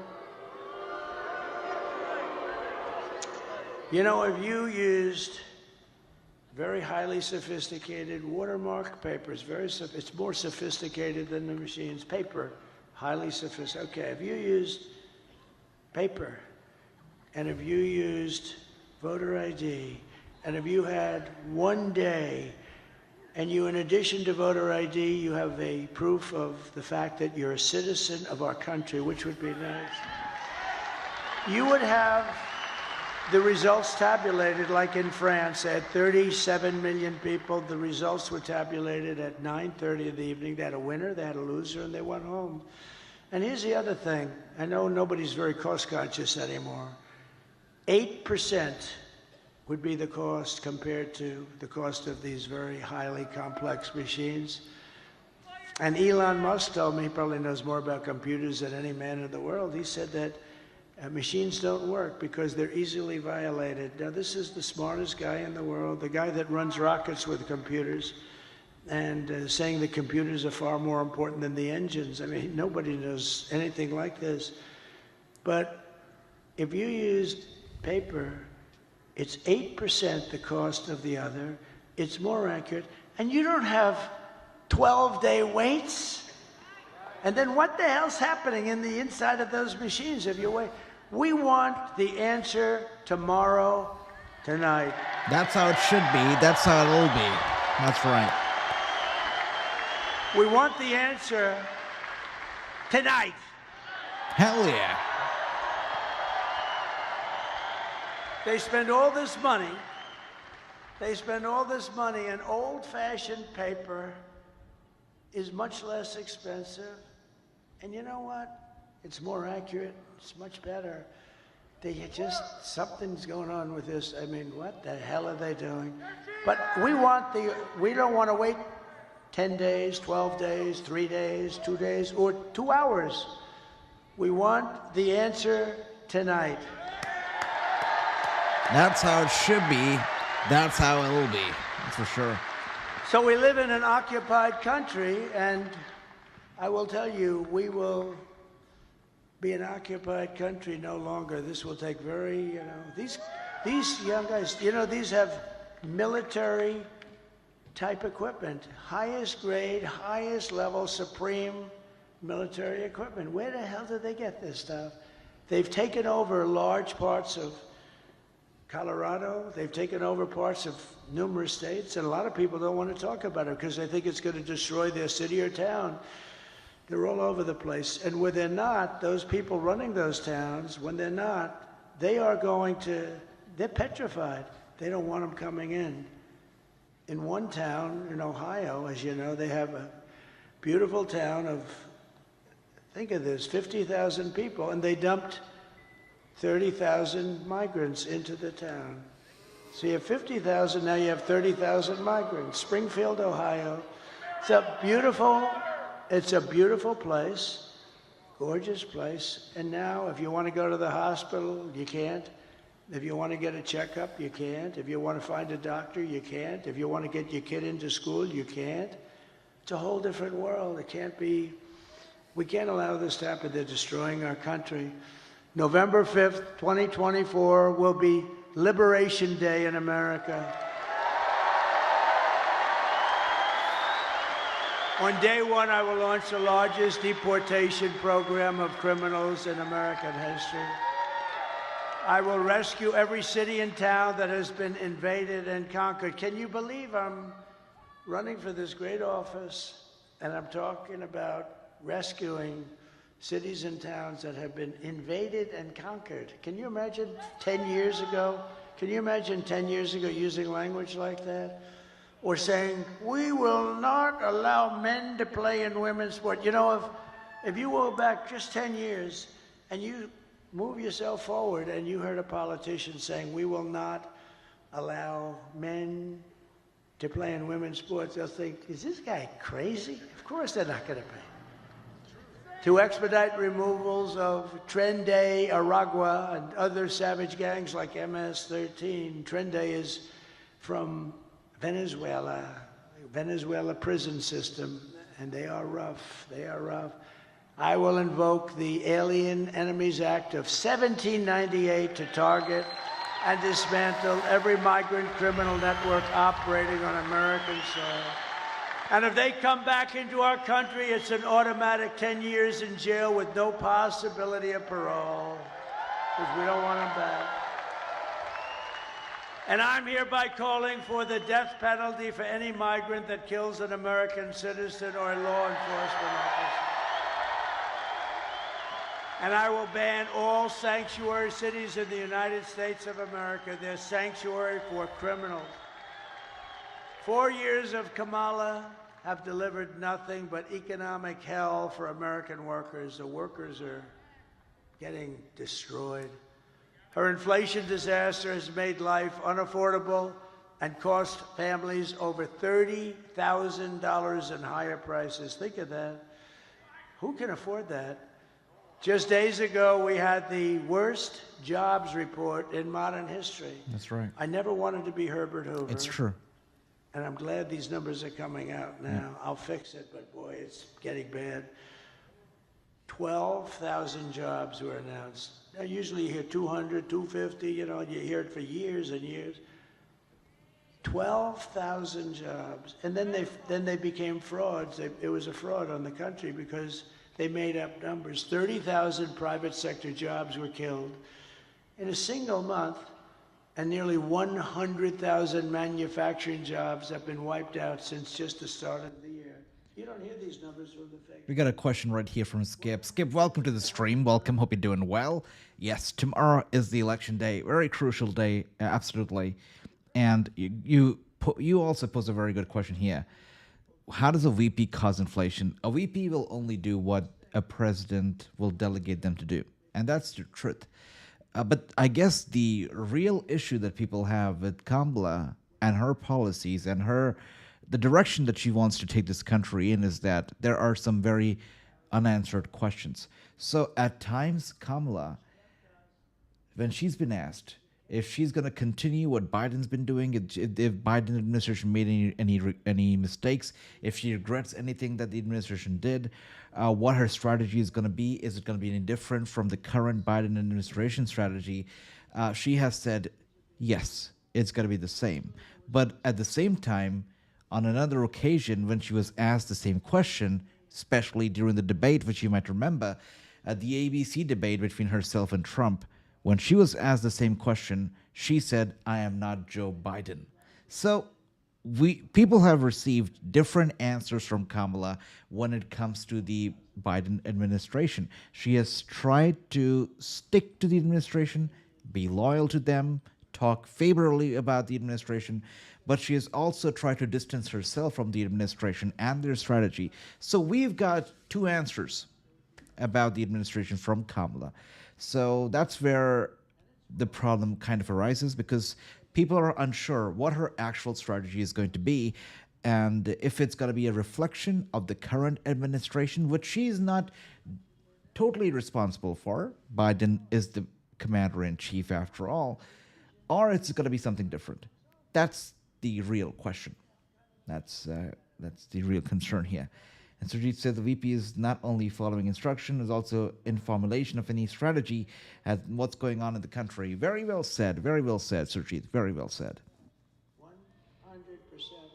100%. 100% of the jobs that were created went to migrants, not to people. And I'll tell you what, your black population is being devastated by these people. They're taking all the black population jobs away, and they should announce those numbers before the election also, because frankly, what's happening there, you're going to see some bad things happen. They're taking their jobs, and the Hispanic population is going to be next. You watch. Right. It's horrible, but if I win, it's going to be not so horrible because we'll fix it.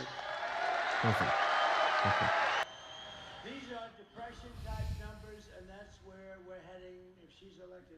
If she's elected, we're talking about a 1929-style depression. Under my leadership, we are quickly going to turn this economic nightmare into an economic miracle. We're going to make it a miracle.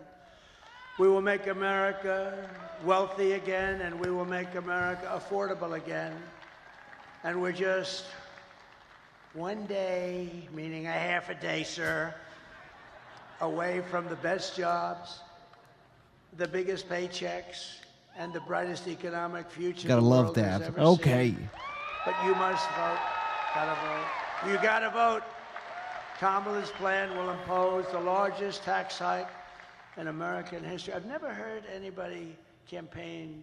I've done this stuff for a long time, but I've been involved for a very long time supporting candidates. And candidates are always saying, we will reduce your taxes, efficiency, all this stuff. They're running on the fact that they're going to raise taxes substantially. I've never heard that. This is the craziest campaign I've ever seen. It's true. We will raise your taxes. Vote for us. Mondale, he says Mondale. I think you're right. We're going to raise your taxes. But they're going to do that on the typical family, American family. They're raising the taxes more than $3,000 a year. My plan will massively cut taxes for workers and small businesses, that we will have no tax on tips, no tax on overtime, and no tax for our great seniors on Social Security benefits. Gotta love that stuff, right? Let's not forget about the free IVF treatments that he's also saying that he's going to be fighting for, mandating the insurance companies to pay for IVF, or will have the government pay for it. It's incredible. Nobody talks about the IVF thing, but it's a big deal. IVF treatments are expensive, as we know, And I will cut your and to make them free, prices in half within 12 incredible. months. Okay, when that happens, everything's coming down. The donuts are going to come down. The food is going to come down. As we say, the groceries. I just told the story in Pittsburgh.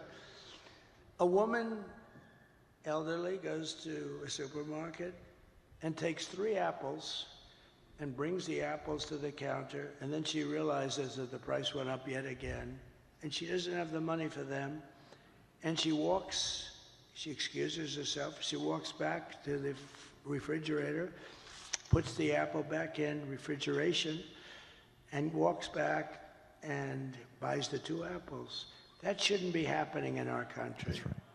That should not be happening, and we're not going to have it happen long. I will cancel Kamala's insane electric vehicle mandate. And I will make interest on car loans fully tax deductible. So how about that? Amazing, amazing. So even after having Elon by his side, who's all about electric cars, he says he's going to cancel Kamala's electric car vehicle, mandate, which is amazing. It is incredible. He's Incredible. one of the most brilliant people on Wall Street. Do you agree, Scott, that you're one of the most brilliant people on Wall Street? Because everybody else It's incredible. says it. Well, He's too guys, shy this to is say our it. live stream He's a for the you know what Trump his theory rally, is? the final The stock rally in market Michigan. is I the hope you only enjoy sign the of live life. stream. I And will it's be only back, and going we will up be because streaming the everyone entire thinks day, Trump is gonna giving win you the election. updates, the latest updates from the election. Thank you so much, guys, for being here. Much love to all of you, And and we others will be too. right Others back too. I'm seeing it a lot. I think in they're just a few following your moments, lead. and we will be talking But I about the appreciate elections, that confidence. It's very heading nice. into the He's a voting day. brilliant guy. Thank you so much. Make sure to hit the subscribe